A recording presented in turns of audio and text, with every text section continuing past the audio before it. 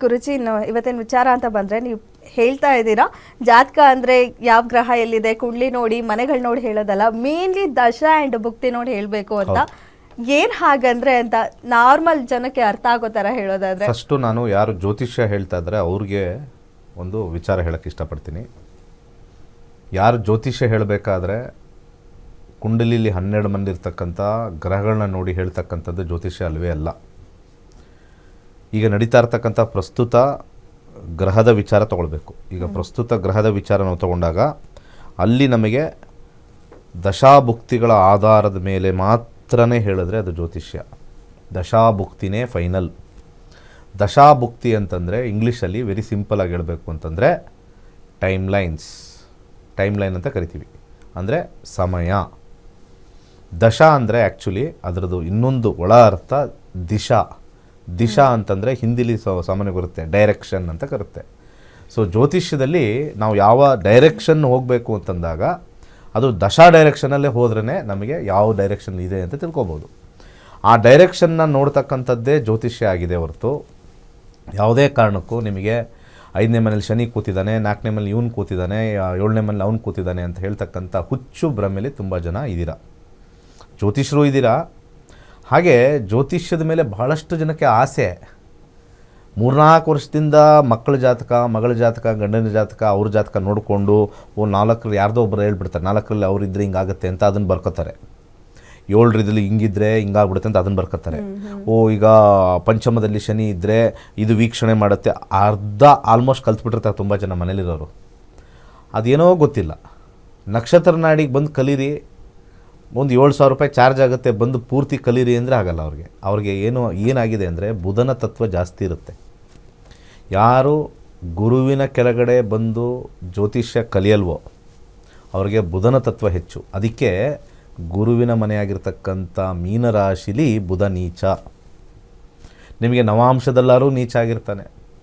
Divisional ಚಾರ್ಟ್ಸಲ್ಲಿ ಯಾರಿಗೆ ಬುಧ ನೀಚ ಆಗಿರ್ತಾನೋ ಅವರೇ ಕಲ್ತ್ಕೊಳ್ಳೋಕೆ ಟ್ರೈ ಮಾಡ್ತಾರೆ. 10 ವರ್ಷ ತಿಪ್ಪರ್ಲಾಗ ಹಾಕಿದ್ರು ಒಂಥರ ವಿಚಿತ್ರವಾಗಿ ಕಲ್ತಿರ್ತಾರೆ. ನಾನು ತುಂಬ ಜನ ನೋಡಿದ್ದೀನಿ. ಅವ್ರಿಗೆ ನಾವು ನೋಡಿಕೊಂಡೇ ಕಲ್ತಿದ್ದೀವಿ ಅಂತಾರೆ. ಅದು ಏನಕ್ಕೂ ಪ್ರಯೋಜನ ಬರೋಲ್ಲ. ಬುಧನ ಅಂಶದಲ್ಲಿ ನಿಮಗೆ ಕನ್ನಿಂಗ್ನೆಸ್ ಬರುತ್ತೆ ಅಂತ ನಾವು ಹೇಳ್ತೀವಿ. ಕನ್ನಿಂಗ್ನೆಸ್ ಬರುತ್ತೆ. ಗುರುಮುಖೇನ ಕಲಿಬೇಕು. ಗುರು ಹತ್ರ ಹೋಗಿ ನಮ್ಗೆ ಗೊತ್ತಿಲ್ಲ, ಇದು ಹೇಳ್ಕೊಡಿ ನೀಟಾಗಿ. ಯಾವುದೇ ಗುರು ಆಗಿರ್ಬೋದು, ನನಗೆ ಇಂಥ ಗುರು ಅಂಥ ಗುರು ಅಂತ ಹೇಳ್ತೀನಿ. ಅವ್ರ ಹತ್ರ ಕಲ್ತ್ರೆ ಮಾತ್ರನೇ ಆ ಬುಧನ ನೀಚತ್ವ ಹೋಗುತ್ತೆ. ಅದು ಬಿಟ್ಟು ಬುಧನ ನೀಚತ್ವ ಅಂತ ತಗೊಂಡಾಗ ಅಲ್ಲಿ ಬರುತ್ತೆ. ಸೊ ಇಲ್ಲಿ ದಶಾಭುಕ್ತಿಗಳು ಭಾಳ ಇಂಪಾರ್ಟೆಂಟ್ ಆಗಿರುತ್ತೆ ನಿಮಗೂ ಕೂಡ. ಸೊ ದಶಾಭುಕ್ತಿಯಲ್ಲೇ ನಿರ್ಣಯ ಮಾಡಬೇಕು.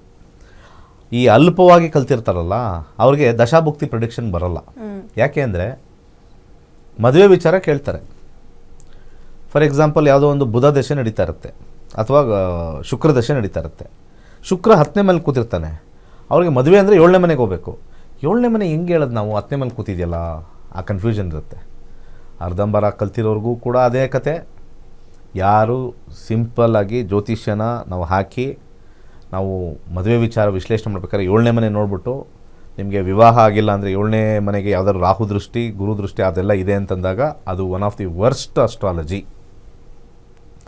ಯಾರ್ಯಾರು ವಾಹಿನಿಲಿ ನಿಮಗೆ 7ರಲ್ಲಿ ಕುಜನ ದೃಷ್ಟಿ ಇದೆ, 7ರಲ್ಲಿ ಶನಿ ದೃಷ್ಟಿ ಇದೆ, 7ರಲ್ಲಿ ಅವ್ರ ದೃಷ್ಟಿ ಇದೆ, 7ರಲ್ಲಿ ಇವ್ರು ಕೂತಿದ್ರೆ ಹಿಂಗಾಗುತ್ತೆ, ಅದು ಸಾಧ್ಯನೇ ಇಲ್ಲ ನಿಮಗೆ ಎಫೆಕ್ಟ್ ಮಾಡೋಕ್ಕೆ.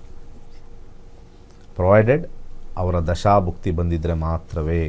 ಸೊ ದಶಾ ಇಸ್ ದಿ ಫೈನಲ್. ನಾವು ಇಲ್ಲಿ ಬಂದು ಕೂತಿದ್ದೀವಿ ಅಂತಂದರೆ ನಮ್ಮ ದಶಾಭುಕ್ತಿ ಅಂತರ್ಭುಕ್ತಿ ಇಲ್ಲಿ ಕೂರಿಸಿದೆ. ನಾವು ಇಲ್ಲಿಂದ ಹೋಗ್ತಾ ಇದ್ದೀವಿ ಅಂತಂದರೆ ಆ ದಶಾಭುಕ್ತಿ ಅಂತರ್ಭುಕ್ತಿ ಬದಲಾಗಿದೆ. ಸೊ ನೀವೇನಾದ್ರು ಜಾಬ್ ಚೇಂಜ್ ಮಾಡಬೇಕು ಅಂತಂದರೆ ಅಲ್ಲಿ ಭುಕ್ತಿ ಅಂತರ್ಭುಕ್ತಿ ಚೇಂಜ್ ಆಗುತ್ತೆ. ಒಂದು ಜಾಬಿಂದ ಬಿಸ್ನೆಸ್ಗೆ ಬರಬೇಕು ಅಂದರೆ ಅಲ್ಲಿ ದಶಾ ಚೇಂಜ್ ಆಗಿರುತ್ತೆ. ಸೊ ವಿವಾಹ ಆಗಬೇಕು ಅಂತಂದರೆ ಅಲ್ಲಿ ದಶಾಭುಕ್ತಿ ಅಂತರ್ಭುಕ್ತಿಲಿ ಚೇಂಜ್ ಆಗಿರುತ್ತೆ. ವಿವಾಹದಲ್ಲಿ ಸಮಸ್ಯೆಯಾಗಿ ಕೋರ್ಟ್ಗೆ ಹೋಗಿದ್ದೀರಾ ಅಂತಂದರೆ ಅಲ್ಲಿ ದಶಾಭುಕ್ತಿ ಅಂತರ್ಭುಕ್ತಿ ಚೇಂಜ್ ಆಗಿರುತ್ತೆ. ಸೊ ನಿಮಗೆ ಕಾಯಿಲೆ ಬಂದಿದೆ ಅಂತಂದರೆ ಇಲ್ಲಿ ದಶಾಭುಕ್ತಿ ಅಂತರ್ಭುಕ್ತಿ ಚೇಂಜ್ ಆಗಿದೆ.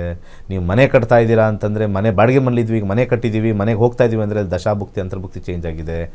ಚೇಂಜ್ ಇರೋದೇ ದಶಾಭುಕ್ತಿ ಅಂತರ್ಭುಕ್ತಿ. ಪ್ರತಿಯೊಬ್ಬರು ಜ್ಯೋತಿಷ್ಯರ ಹತ್ರ ಹೋಗಿ ಪ್ರಶ್ನೆ ಕೇಳದೆ ಯಾವಾಗ ಅನ್ನೋದು, ಯಾವಾಗ ಕರೆಕ್ಟ್ ಅಲ್ವಾ? ಸೊ ಅಲ್ಲಿ ಯಾವಾಗ ಅಂತ ಹೇಳಲ್ಲ ಜ್ಯೋತಿಷಿಗಳು, ಯಾವಾಗ ಅಂತ ಜ್ಯೋತಿಷಿಗಳೆಲ್ಲ.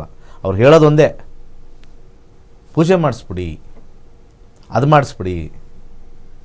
ಜ್ಯೋತಿಷ್ಯದಲ್ಲಿ ಕೆಲವು ಮನೆಗಳು ಬಂದಾಗ ಪೂಜೆ ಮಾಡಿಸಿದ್ರೆ 100% ಸಕ್ಸಸ್ ಆಗುತ್ತೆ. ಪೂಜೆ ಕೆಲವು ನೆಗೆಟಿವ್ ಬಂದಾಗ ಏನು ಪೂಜೆ ಮಾಡಿದ್ರೂ ನೆಗೆಟಿವ್ ಬರೋದೇ ಆಗೋದೇ ಇಲ್ಲ. ಸೊ 99.9% ನನ್ನ ಪ್ರಕಾರ ಯಾರು ಜ್ಯೋತಿಷ್ ಹತ್ರ ಹೋದಾಗ ಸಾವಿರಾರು ರೂಪಾಯಿ ಪೂಜೆ ಮಾಡಿಸಿ ಅಂತ ಹೇಳ್ತಾರಲ್ಲ, ಅವ್ರದ್ದು ಏನಾದರೂ ಒಂದು 2 ವರ್ಷ ಏನಾದ್ರು ಮದುವೆ ಇಲ್ಲ ಅಂತಂದರೆ ಆವಾಗ ಆ 2 ವರ್ಷವೂ ಬೈಕತ್ತಾರೆ ದುಡ್ಡು ಹಾಕಿದ್ದು ಬರಲಿಲ್ಲ ಅಂತ. ಯಾರು ಪೂಜೆ ಮಾಡಿಸಿರ್ತಾರೆ, ಸಾವಿರಾರು ರೂಪಾಯಿ ಕೊಟ್ಟು ಪೂಜೆ ಮಾಡಿಸಿರ್ತಾರೆ, 3 ತಿಂಗಳಾದಮೇಲೆ ಆ ದಶಾಭುಕ್ತಿ ಅಂತರ್ಭುಕ್ತಿ ಬಂದಿರುತ್ತೆ. ಅವಾಗ ಮದುವೆ ಆದಾಗ 3 ತಿಂಗಳಿಂದ ಪೂಜೆ ಮಾಡಿಸಿದ್ರು ಪೂಜೆ ಮಾಡಿದ್ದಕ್ಕೆ ಅಲ್ಲಿ ಅದಕ್ಕೆ ಟ್ಯಾಲಿ ಮಾಡ್ತಾರೆ.